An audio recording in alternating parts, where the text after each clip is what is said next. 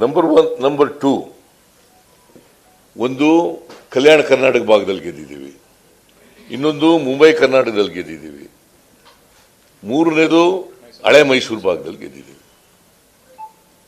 ಒಂದು ಕಲ್ಯಾಣ ಕರ್ನಾಟಕ ಸಂಡೂರು, ಆಮೇಲೆ ಸಿಗ್ಗಾಂವಿ ಮುಂಬೈ ಕರ್ನಾಟಕ, ಆಮೇಲೆ ಚನ್ನಪಟ್ಟಣ ಹಳೆ ಮೈಸೂರು, ಈ ಮೂರು ಕಡೆ ಗೆದ್ದಿದ್ದೀವಿ. So this is very significant.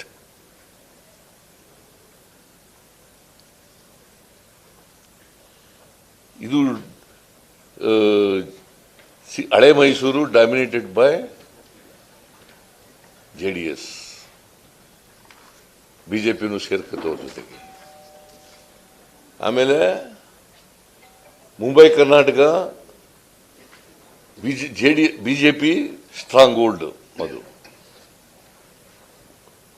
Ballari of course ನಾವೇ ಗೆದ್ದಿದ್ದು, ನಾನು ಅದನ್ನು ಹೇಳಕ್ ಹೋಗಲ್ಲ.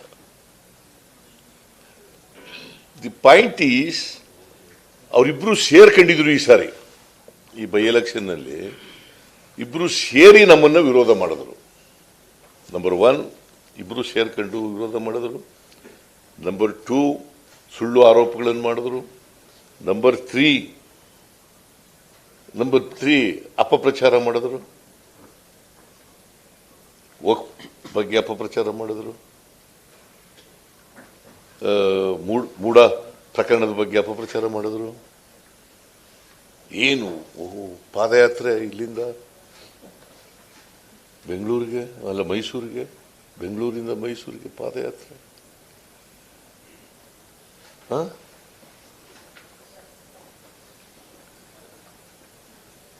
ಗ್ಯಾರಂಟಿ ಯೋಜನೆಗಳ ಬಗ್ಗೆ ಏನು ಅಪಪ್ರಚಾರ ಮಾಡಿದ್ರು.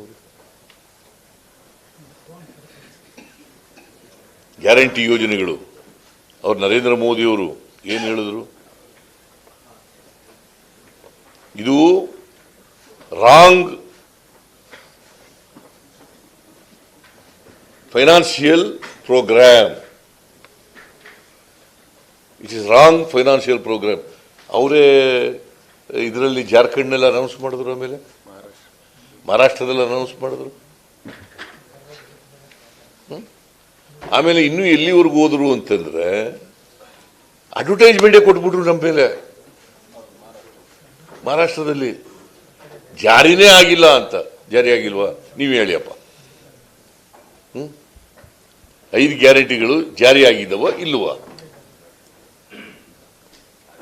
ಜಾರಿನೇ ಮಾಡಿಲ್ಲ ಸಿದ್ದರಾಮಯ್ಯ ಅಂತೇಳಿ ಮಹಾರಾಷ್ಟ್ರ ಗೌರ್ಮೆಂಟ್ ಅಡ್ವರ್ಟೈಸ್ಮೆಂಟ್.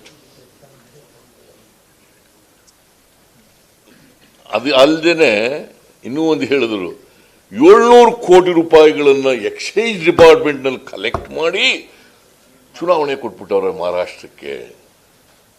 ನಾನು ಹೇಳಿದೆ, ಒಂದೇ ₹1 ಎಕ್ಸೈಸ್ ಡಿಪಾರ್ಟ್ಮೆಂಟ್ನಲ್ಲಿ ಕಲೆಕ್ಟ್ ಮಾಡಿದ್ರೆ I will resign and get out from politics. I will resign and get out, retire from politics. ಇದನ್ನು ಹೇಳಿದವರು ಮಾಡ್ತಾರ?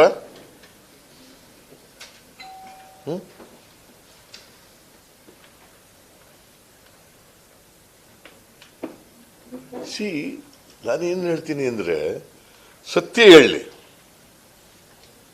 ಸತ್ಯಕ್ಕೆ ಹತ್ತಿರವಾಗಿರೋ ಹೇಳಲಿ, ದ್ವೇಷದ ರಾಜಕಾರಣ ಮಾಡಬಾರ್ದು. ದ್ವೇಷದ ರಾಜಕಾರಣ ಮಾಡಲಿಕ್ಕೋಸ್ಕರವಾಗಿ ಅಪಪ್ರಚಾರ ಮಾಡ್ತಕ್ಕಂಥದ್ದು, ಸುಳ್ಳು ಆರೋಪಗಳನ್ನು ಮಾಡ್ತಕ್ಕಂಥದ್ದು ಮಾಡಬಾರ್ದು.